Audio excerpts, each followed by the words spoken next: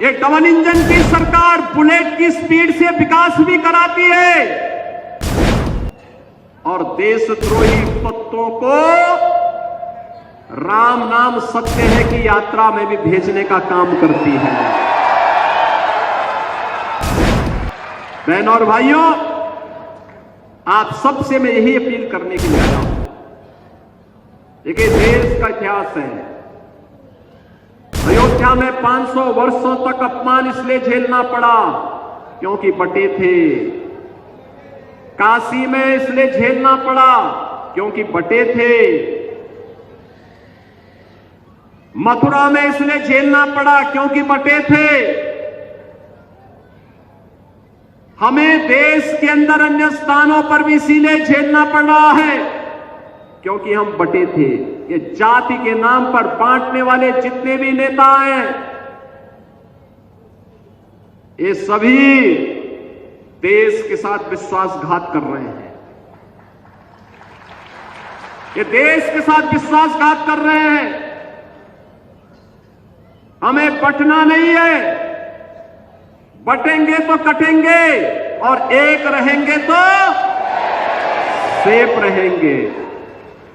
ये घर घर पहुंचाइए। ये देश हमारे पूर्वजों का है। आपके पूर्वजों ने इस देश को बनाया है। ये देश किसी पार्टी का बपोती नहीं है। इस देश के लिए आपके पूर्वजों ने अपना लहू बहाया है और इसलिए भारत की एकता और अखंडता को किसी को हमें चोट नहीं पहुंचाने देनी है। इसी के लिए मैं आह्वान करने के लिए आया हूं। ये चुनाव हमारे लिए भारत की अस्मिता और अस्तित्व को बचाने की लड़ाई का हिस्सा है,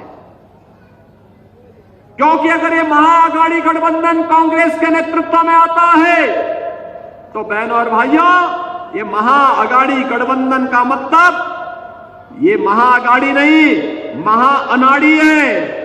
ये राष्ट्र के साथ धोखा देगा, वोट बैंक के लिए लब जिहाद को बढ़वा देगा, लैंड जिहाद को बढ़ावा देगा, अराजकता को बढ़ावा देगा, गणपति की शोभा यात्रा पर पथराव करवाएगा, रामनवमी के जुलूसों पर हमला करवाएगा।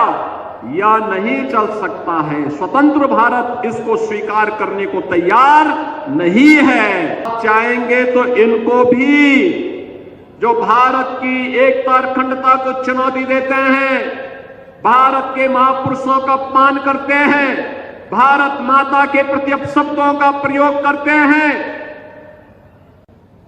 इनको भी उसी यात्रा पर भेजने की तैयारी करेंगे जिसके हकदार होंगे।